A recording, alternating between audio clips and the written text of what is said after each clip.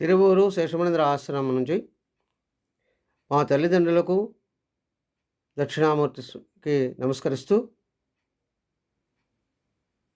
ఈరోజున భగవద్గీతలోని 6వ అధ్యాయం నుండి 30, 31, 32 శ్లోకాల గురించి విశ్లేషణ ఇచ్చుకుందాం. అవి ఏమని చెప్తున్నాయంటే, యో మాం పశ్యతి సర్వత్రా సర్వం చ మయి పశ్యతి తస్యాహం న ప్రణశ్యామి న చ మే న ప్రణశ్యతి.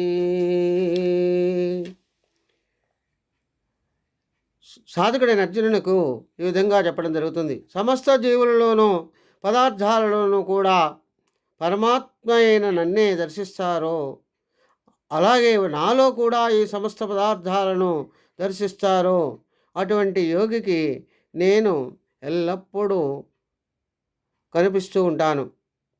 అతడు నాకు కనిపిస్తూ ఉంటాడు అని తెలియజేస్తుంది.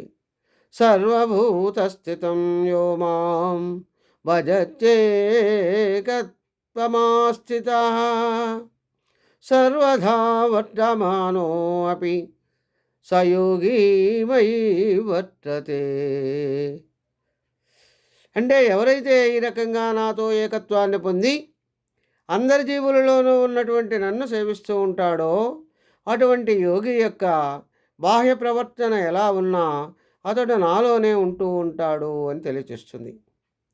ఆత్మో సమ్యేన సర్వత్రా సమం పశ్యతి యో అర్జునః సుఖం నాయది వా దుఃఖం సయోగి పరమో మతః అని తెలియచేస్తుంది.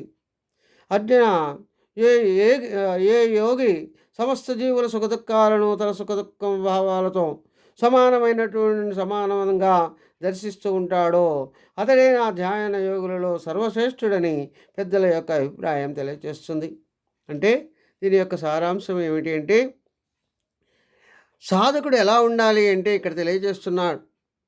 సమస్త జీవులలో కూడా అన్నిట్లోనూ నేనే ఉన్నాను అనేటటువంటి భావన కలిగి ఉండాలి. అదేవిధంగా సమస్త పదార్థాలను భగవంతుడే నిలిచి ఉన్నాడు అని తెలుసుకోవాలి. అదేవిధంగా అన్నీ కూడా ఏకత్వము అంటే మమాత్మ సర్వభూతాత్మ అనేటటువంటి ఆలోచనతో సేవిస్తూ ఉండాలి. అటువంటి యోగి బాహ్యంగా ఎలా ఉన్నా అంతరములో మంచి జరుగుతుందని తెలియజేస్తుంది. స్వస్తి. సర్వే జనా సుఖినో భవంతు.